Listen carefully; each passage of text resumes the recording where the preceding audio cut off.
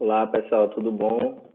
Nós estamos aqui hoje para realizar uma das atividades do curso de Formação Pedagógica em Matemática, que é o estágio supervisionado em docência no ensino fundamental online, certo?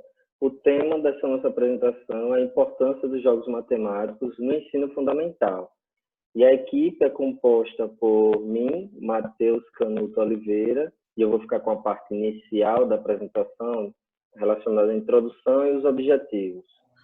Bom, pessoal, eu sou o Danilo Thanos, tá? Vou ficar com a segunda parte da apresentação, falar um pouco sobre por que os jogos são importantes, características de jogos, tipos de jogos também, vou citar alguns exemplos para vocês.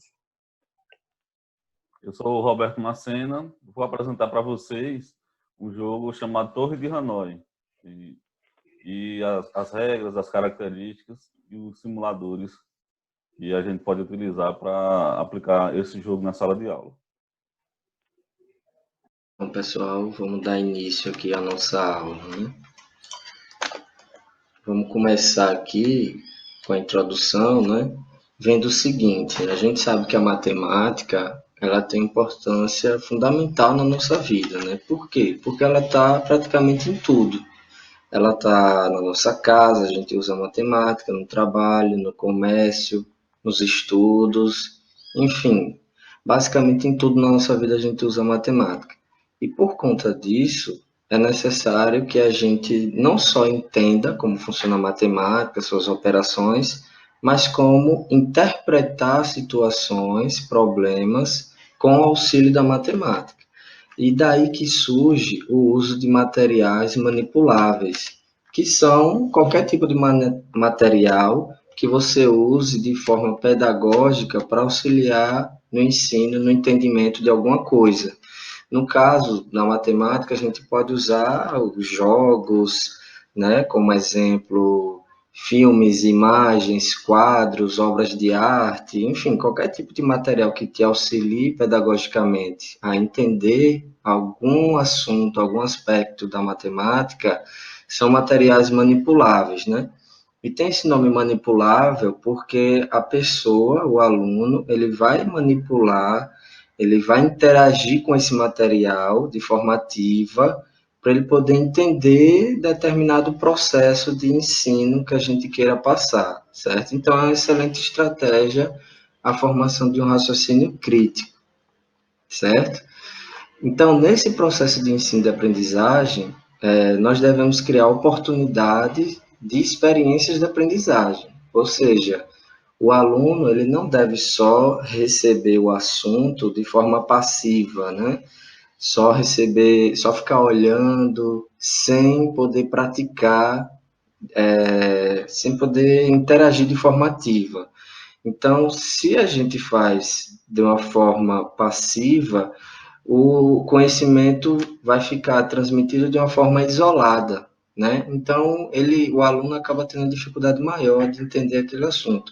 Quando a gente aplica materiais manipuláveis, como por exemplo jogos, e o aluno manipula, ele participa, fazendo, interagindo com aquele material, ele consegue entender não só melhor os conceitos matemáticos, mas também como interpretar problemas, né? Vai criar uma experiência diferente para ele. E aqui nessa charge, a gente vê que muitos de nós já passamos por essa situação, né? De alguém dizer que a matemática não serve para nada, ou para que eu vou usar isso na minha vida, né? Mas aí o colega que pergunta, e quantas vezes você já usou a matemática? Aí o rapaz que estava reclamando fala, deixa eu calcular aqui. Ou seja, essa imagem serve para nos mostrar que a matemática está em tudo. Qualquer coisa que você imaginar, você vai usar matemática. Agora, uma outra imagem que a gente precisa prestar atenção, que é essa aqui, que mostra o seguinte. A primeira aluna, ela fala que tem dificuldades em interpretação. Já o segundo fala que se complica em matemática. E o terceiro, que está aqui mais preocupado, ele diz, eu tenho dificuldades em interpretar as questões de matemática. Ou seja, por mais que ele saiba fazer soma, subtração, enfim, utilizar todas as operações de forma isolada, é preciso que ele também saiba interpretar as questões, interpretar os problemas. Porque a matemática no nosso dia a dia não vem de forma isolada, né? Os números lá para a gente sair somando, subtraindo, solto. Vem dentro de um contexto, de um problema que a gente precisa interpretar e a matemática vai ser uma ferramenta para nos auxiliar a resolver aquele determinado problema, certo? Então, só para ter um contexto histórico breve de como a matemática foi introduzida no Brasil e como a gente chegou até os dias de hoje, né, de forma bem resumida, certo, pessoal? A gente tem que desde 1500, né, quando os portugueses chegaram ao Brasil, aproximadamente ali 1549, de acordo com as bibliografias, né, chegou ao Brasil o primeiro grupo de jesuítas que criaram a primeira escola elementar, que foi criada em Salvador, né? Depois foi criado também em Porto Seguro, em Ilhéus, ali naquela região da Bahia. E aí, no que se refere aos conhecimentos matemáticos, que é o que a gente quer abordar aqui, as escolas elementares abordavam estudos das operações básicas, somente adição, subtração, multiplicação, divisão, certo? E o ensino da escrita dos números decimais. Mas aí, lá nos anos de 1772, o Marquês de Pombal regulamentou as chamadas aulas régias, que também, além das operações básicas, também incluía a parte de álgebra, aritmética e geometria. Então, o ensino da matemática começou a ganhar mais corpo, né, se aprofundar mais. E durante todos esses anos, a matemática e o ensino no Brasil foi evoluindo bastante, certo? Mas, especificamente a questão de jogos, a gente tem que, um fato histórico interessante é que em 1997 houve a introdução dos jogos no ambiente escolar no Brasil, sendo sugestão dos PCN, né, que são os Parâmetros Curriculares Nacional. Então, nesse momento, já surgiu como proposta aplicar os jogos para auxiliar o entendimento em geral dos assuntos, né? Não só da matemática, mas das outras disciplinas também. Mas isso não é algo novo, né? A gente acha que os jogos no ensino é algo novo, mas não.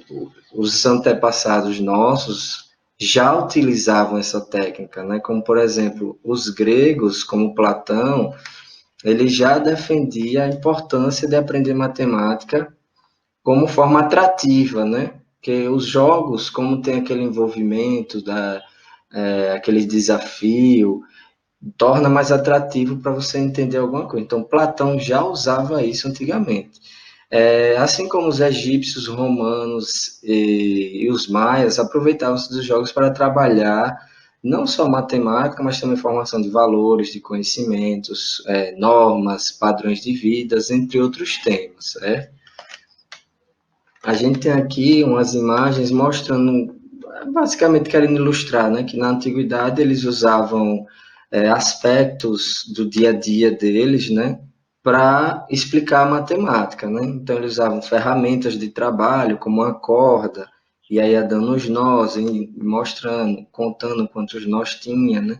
Ou quando isso aqui é um desenho ilustrativo da antiguidade, quando a gente tinha as pinturas rupestres, né? A gente já identifica alguns aspectos matemáticos e até de jogos, porque eles, utilizando os desenhos dos animais ou de outros aspectos que eles queriam desenhar lá do dia a dia deles, eles já faziam algumas, digamos assim, desafios matemáticos para passar esse conhecimento adiante, certo? Então, não é algo novo, jogo matemático, para você aprender alguma coisa.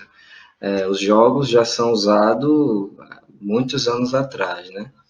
Então, visto esse contexto histórico, né, breve, a gente tem que o objetivo dessa aula é basicamente desenvolver o raciocínio lógico, o espírito de investigação e a capacidade de produzir argumentos convincentes recorrendo aos conhecimentos matemáticos para compreender e atuar no mundo, né?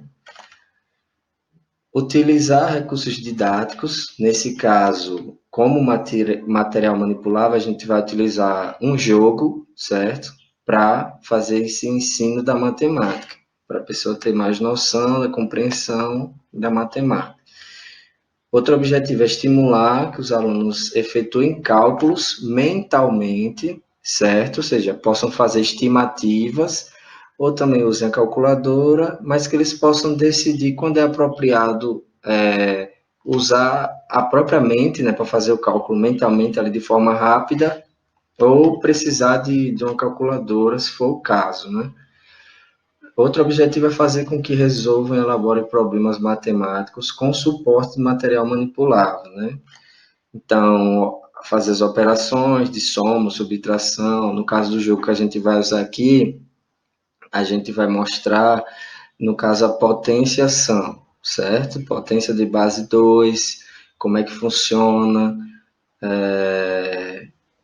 com o suporte de material manipulável que vai ser o jogo, certo? Então, esse jogo vai reforçar esse conhecimento de potenciação.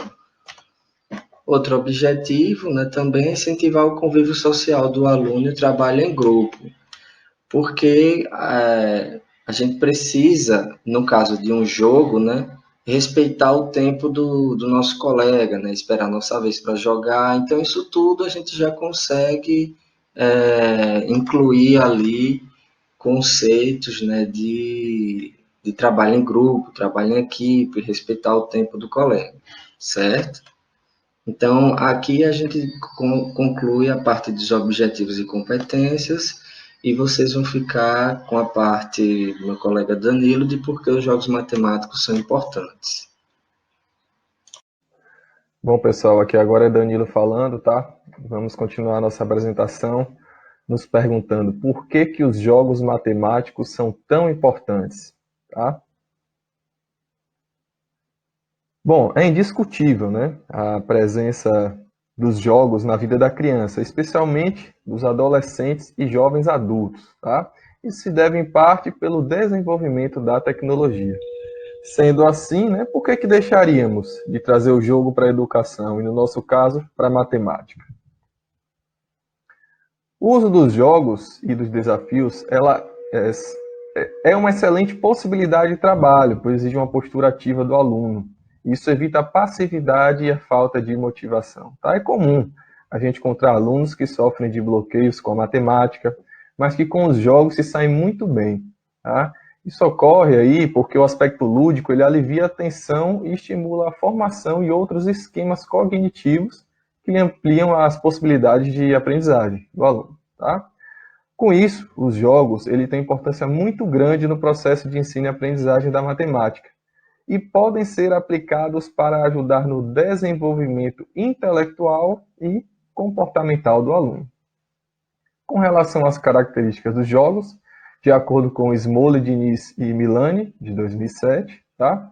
O jogo ele deve ter um objetivo a ser alcançado pelos jogadores. Tá? Ele também deve permitir que os alunos assumam papéis interdependentes, opostos e cooperativos, quando realizado em grupo. Tá bom, pessoal? Isso aqui, isso faz com que os jogadores percebam a importância de cada um na realização dos objetivos do jogo, na execução das jogadas, e observar que um jogo não se realiza a menos que cada jogador concorde com as regras estabelecidas. Outra característica é que o jogo também precisa ter regras pré-estabelecidas que não podem ser modificadas no decorrer de uma jogada, né? Ou seja, cada jogador deve perceber que as regras são um contrato aceito pelo grupo e que sua violação representa uma falta. E possíveis alterações, elas podem ser discutidas aí e aceitas por todo o grupo, né? Caso necessite. Aqui temos alguns tipos de jogos, tá? No geral, por exemplo, os jogos de azar, né, que o jogador depende apenas da sorte para ganhar. Os jogos quebra-cabeças, né, que são jogos de soluções, a princípio ali soluções desconhecidas pelo jogador, tá? Em que a maioria das vezes ele joga sozinho. Também os jogos de estratégia, que dependem exclusivamente da elaboração de estratégias do jogador, né, que busca vencer o jogo. Tem os jogos de fixação de conceitos, que são jogos utilizados após exposição de conceitos. E podem até substituir, por exemplo, lista de exercícios, tá? Que às vezes a gente aplica a lista para fixar os conceitos. E os jogos virtuais, né, que estão em ascensão aí no momento, tá? E são executados normalmente em ambiente computacional, entre outros vários exemplos aí de tipos de jogos. Com relação aos jogos virtuais, tá? Eles se apresentam como uma alternativa interessante, não apenas para chamar e manter a atenção dos alunos, mas também para o desenvolvimento das diferentes potencialidades do pensamento humano, tá? E aqui nós destacamos também nessa aula a gamificação, né, que é um conceito que está sendo muito utilizado hoje em dia. E a utilização de elementos tradicionalmente encontrados nos games em outras atividades que não são diretamente associadas aos games, com a finalidade de obter o mesmo grau de envolvimento e motivação que normalmente encontramos nos jogadores quando estes estão em interação com bons jogos. Tá? Então, gamificação muito importante aí, principalmente hoje em dia, cada vez mais em ascensão e em mais utilização também. Vamos trazer também aqui alguns exemplos, né, de jogos matemáticos. São diversos aí que podem ser utilizados no ensino, tá? Como o de tabuleiro e aqueles que os alunos até podem confeccionar, montar, tá? Eu trouxe aqui alguns exemplos para falar rapidamente. O Sudoku, né, ele é um jogo de quebra-cabeças, no qual as células vazias podem ser preenchidas com algarismos de 1 a 9, né? Obedecendo a seguinte regra: nenhum algarismo deve ser repetido nas subgrades 3x3. Então, você não pode repetir esses algarismos aí nessa subgrade, tá? Que tem 3x3 espaços, 3 linhas e 3 colunas. Princípio que também deve ser respeitado em relação a qualquer coluna e linha na grade. Então, você não pode repetir nenhum algarismo dentro dessa subgrade e não pode também repetir nenhum algarismo em toda a linha do espaço aí do Sudoku e nem em toda a coluna, tá? Então, esse jogo ele vai desenvolver o raciocínio lógico, sendo muito utilizado pelos estudantes quando eles aprendem realmente como jogar, né? Eu mesmo já joguei muito aí na infância. O Tangram, né? Tangram é um jogo chinês, composto de 7 peças, sendo 5 triângulos, tá? Desses 5, 2 são grandes, como vocês podem observar aí, o vermelho e o cinza, tá? Um médio, que nesse caso aí é o azul claro, tá? E 2 pequenos, que é o lilás e o roxinho aí. Tá? Além disso, tem também um quadrado, o amarelo, e o paralelogramo aí, que é o verde. Tá? Existem várias lendas sobre a criação e a origem do Tangram. Né? Além de conceitos de geometria, os alunos podem trabalhar aqui com conceitos de álgebra, dependendo aí do nível de ensino, né, de cada um. Existe também aí, eu vou citar aqui outros exemplos, tá, de jogos matemáticos, mas sem entrar em detalhes. Por exemplo, né, o boliche, adição, subtração e divisão, o dominó matemático, dominó da divisibilidade, cartões multiuso, batalha naval com coordenadas cartesianas, bingo com números inteiros, contigo 60, corrida de obstáculos, baralho da adição no conjunto C, mosaico de frações, jogo da memória de equações de primeiro grau, capturando polígonos, entre muitos outros aí exemplos de jogos que vocês encontram na literatura. Enfim, né, aqui estão as referências que utilizamos para essa apresentação, tá? E agora vocês vão poder ver a explicação detalhada de um jogo matemático que pode ser aplicado no ensino fundamental 2. Obrigado.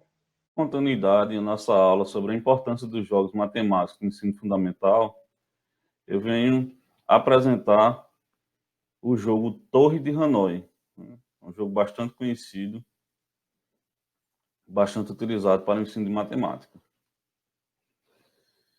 Então, a Torre de Hanoi começa com uma lenda, né, e diz o seguinte: no começo dos tempos, Deus criou a Torre de Brahma, que contém 3 hastes de diamante, e colocou na primeira haste 64 discos de ouro maciço. Deus chamou seus sacerdotes e ordenou-lhes que transferissem todos os discos para a terceira haste, seguindo 2 regras. Primeira regra: mover apenas um disco por vez. A segunda: um disco com diâmetro maior nunca pode ficar sobre um disco com diâmetro menor. Os sacerdotes, então, obedeceram e começaram o trabalho de remoção dos discos dia e noite. Segundo Deus, quando eles terminarem o trabalho, a Torre de Brahma irá ruir e o mundo acabará. Vendo a descrição da lenda, me vem duas perguntas. Quantos movimentos os sacerdotes precisaram fazer para cumprir o trabalho da Torre de Brahma? Segundo questionamento, quanto tempo vai levar para o mundo acabar segundo esta profecia? E essa aula, a intenção é justamente fazer um cálculo, né, para responder essas duas perguntas.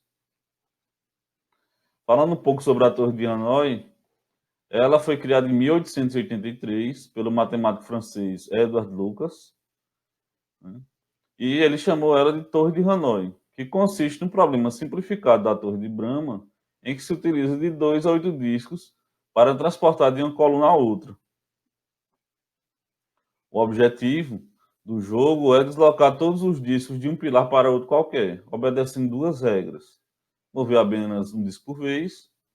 Um disco com diâmetro maior nunca pode ficar sobre um disco de diâmetro menor. Este jogo foi replicado em vários formatos, né? Várias empresas comercializam como brinquedo.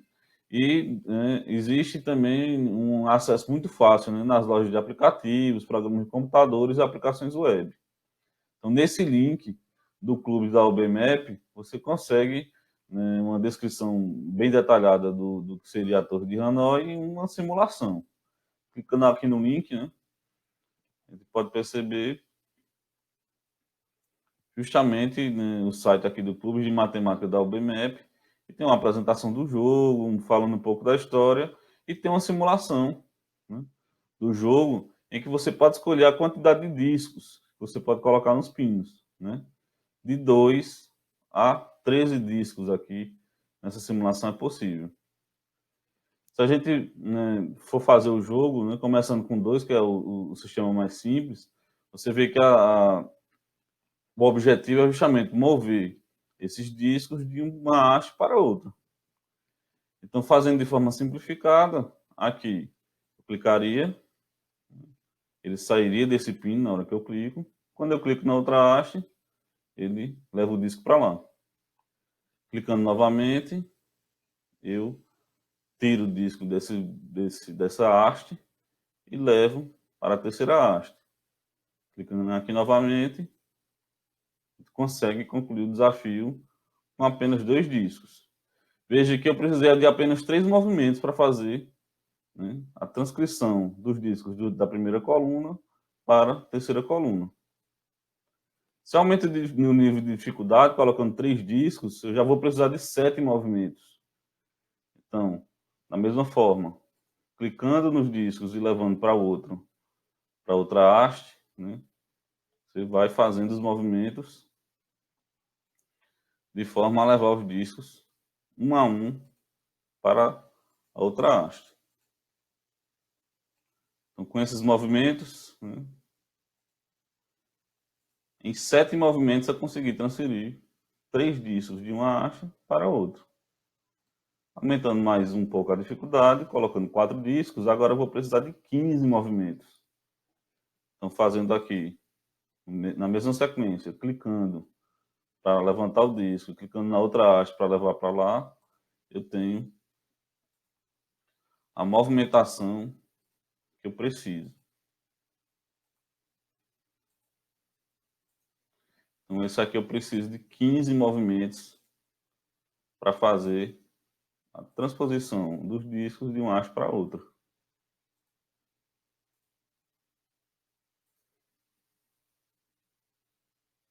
Isso em quantidades mínimas. Aqui eu cometi um erro, então vou precisar de mais jogadas para completar.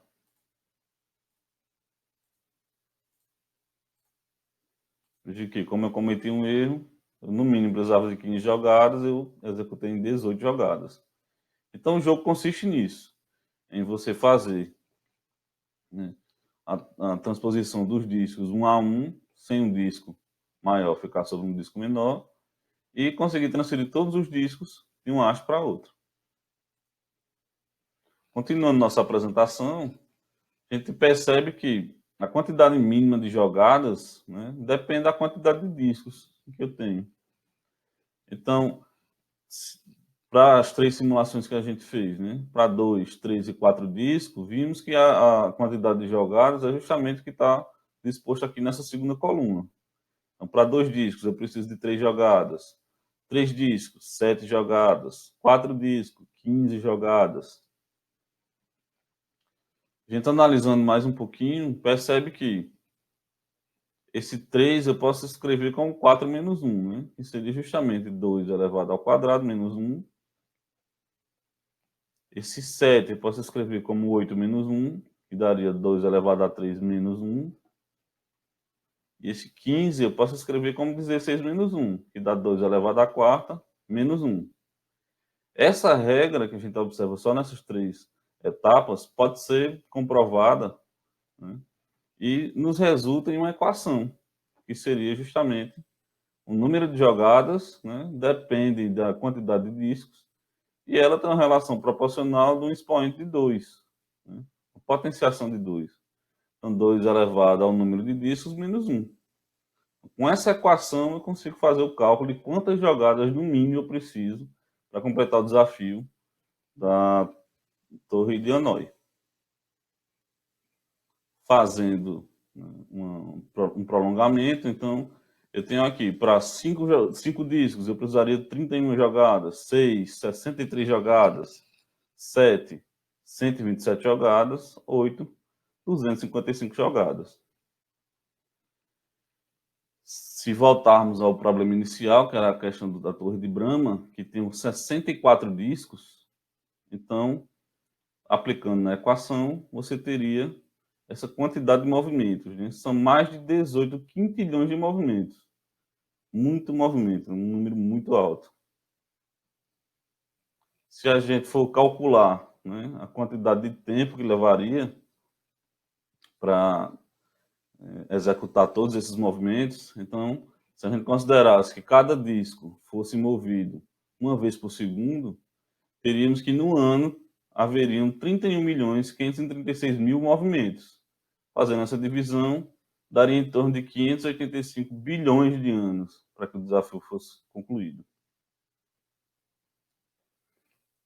Então, respondemos as 2 questões iniciais e agora eu lanço um desafio para que a gente faça justamente uma competição utilizando a Torre de Hanoi, usando 5 discos. Então, o que é que a gente vai fazer? Vai acessar a plataforma, né, dos clubes de matemática da UBMEP, com esse link, e o cronômetro do relógio online.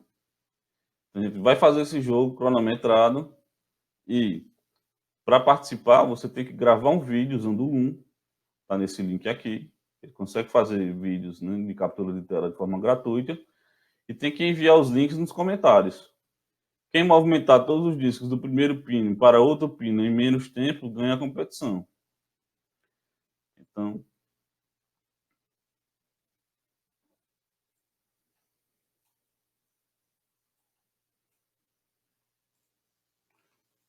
fazendo aqui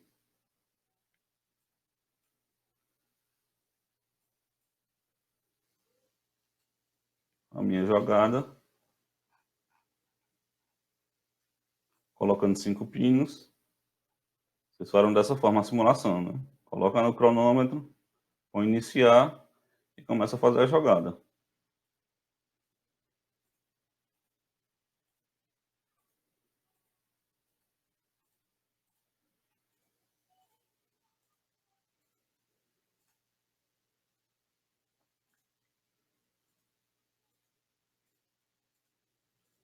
Quem conseguir fazer menos tempo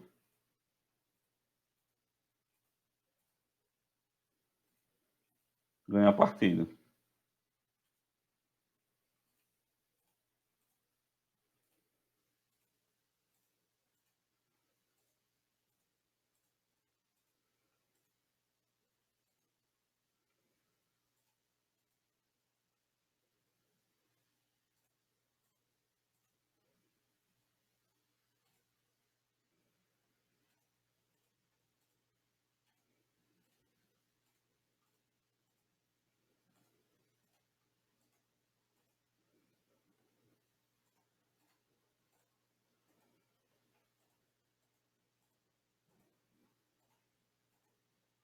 Veja que eu errei, fiz em 1 minuto e 13, fiz mais movimentos do que o mínimo necessário.